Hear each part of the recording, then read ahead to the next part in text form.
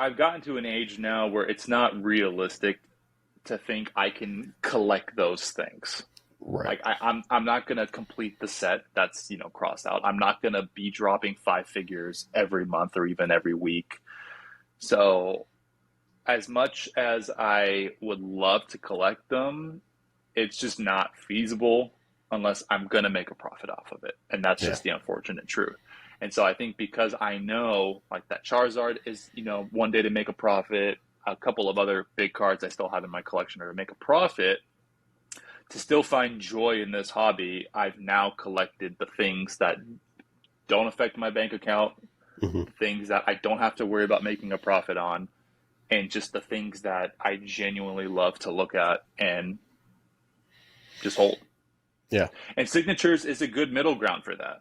Like a lot of these cards, I get the same joy. I get more joy from signatures than I do from that PSA 10 Charizard I have.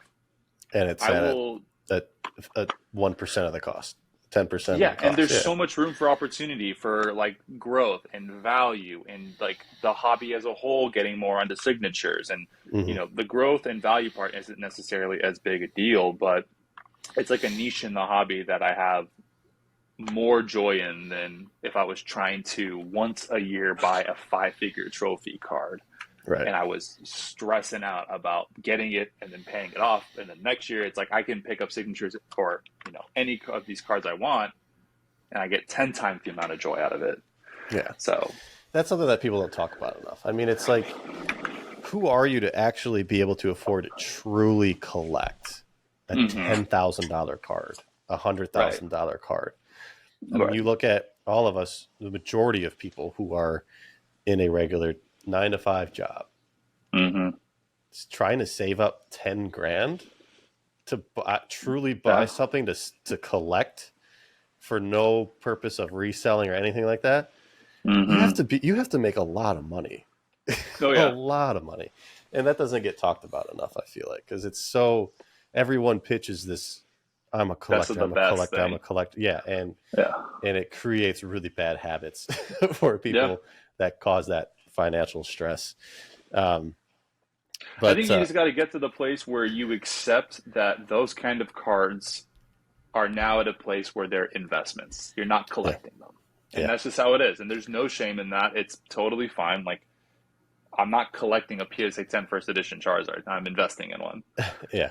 But if you want to still have joy in Pokemon, joy in the community, joy in the conversations and the events, you have to figure out, how do you collect? What is collecting to you?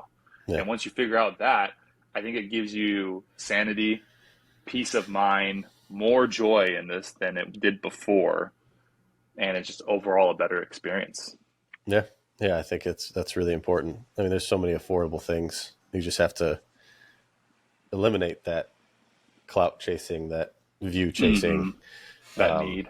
It's that acceptance from other people, which obviously is a very tough thing in this world. Thank you so much for watching. If you enjoyed that clip, be sure to check out the full video podcast right here.